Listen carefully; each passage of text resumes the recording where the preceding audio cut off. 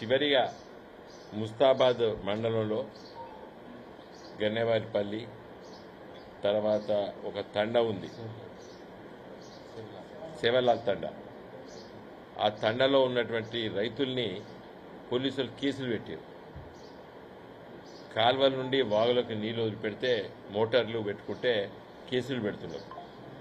మళ్ళా 10 ఏళ్ల కింద చరిత్ర మళ్ళా అవపడుతుంది.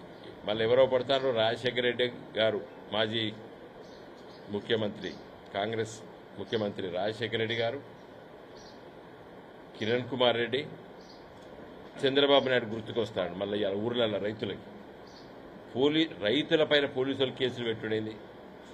10 సంవత్సరాల కేసీఆర్ గారి పరిపాలన రైతులపై కేసులు పెట్టిండు ఆ కేసీఆర్. ఇలా మళ్ళా రైతులపైన కేసులు పెట్టారు ముస్తాబాద్ పిఎస్ల.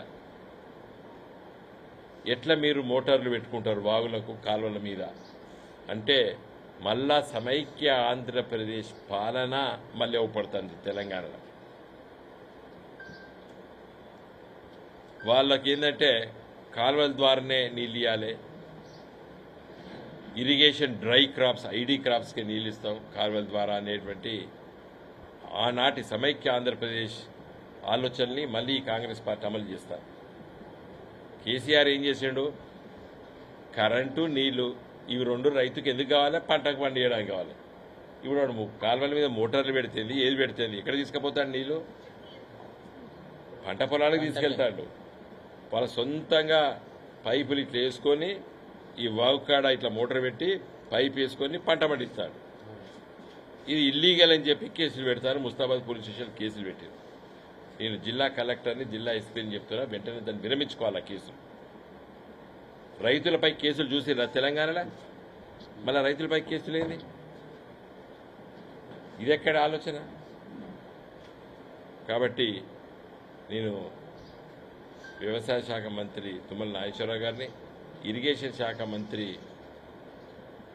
ఉత్తమ్ కుమార్ రెడ్డి గారిని, ముఖ్యమంత్రి రేవంత్ రెడ్డి గారిని నేను కోరుతున్నాను, వెంటనే రైతులపై పెట్టే కేసులు విరమించుకోండి. ముస్తాబాద్ పోలీస్ స్టేషన్లో పెట్టారు. మళ్ళొక్కసారి రైతులు ఏడుస్తున్నారు, అయ్యో రైతు రాజ్యం పోయింది, రైతు రాజ్యం పోయింది, రైతు రాజ్యం పోయింది అని బాధపడుతున్నారు. కాబట్టి మరి మీరు మొన్ననే అధికారంలోకి వచ్చారు.